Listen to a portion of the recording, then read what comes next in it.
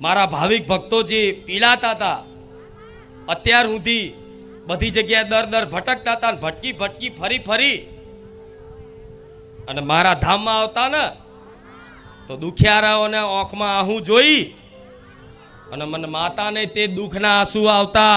આવું રામવારી મેલડી બોલું છું કે મારા ધામમાં આવેલા કોઈ ભક્ત નિરાશ થઈને ના જાય, દુખી થઈને ના જાય.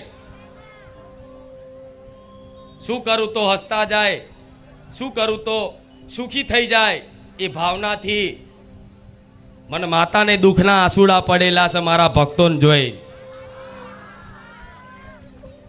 એટલે તો સીધો ને સરળ ઉપાય આ કળિયુગનો કે ના એમાં કોઈ સમય કોઈ સ્થાન નક્કી ના હોય, પણ ખાલી ગમે તે સ્થાને ગમે તે સમયે ખાલી મુખે રામનું નામ સ્મરણ કરવાનું છે, લેવાનું છે.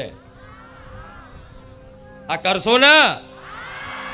એમ તો મારા ભક્તો પર મને વિશ્વાસ છે કે મારી વાત માની, મારી વાતનો વિશ્વાસ કરી અને આ વાત પકડી લીધી છે. પણ છતાંય દર રવિવાર કહું છું તમને કે વિશ્વાસ રાખજો આ મારી વાણી પર, વિશ્વાસ રાખજો આ મારી વાણી પર, વિશ્વાસ રાખજો મારા રામ નામ ઉપર. તમારી પેઢીઓનું કલ્યાણ ના થઈ જાય ને તો મને રામવારી મેલડીને આવીને કહેજો.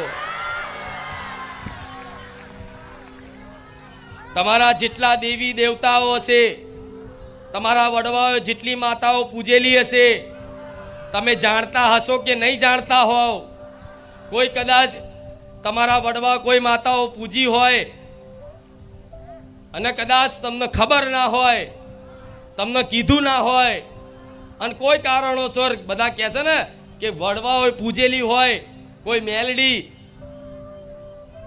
કોઈ સધી, કોઈ મહાણી, કોઈ ઝોપડી, કહે છે ને આવી ખતરનાક માતાઓ ગણાય છે આ બધી, કે આવી માતાઓ જ મતલબ કે વડવાઓ પૂજી હોય અને જો આગળની વસ્તી ના જાણતી હોય, ના કીધું હોય તો એ માતા નડે. આવું દરેક જાણે છે. તો હું માતા એવું કહીશ કે રામનું નામ લેજો, એ બધી માતાઓ રાજી રહેશે, કોઈ દા નડવા નહીં આવે.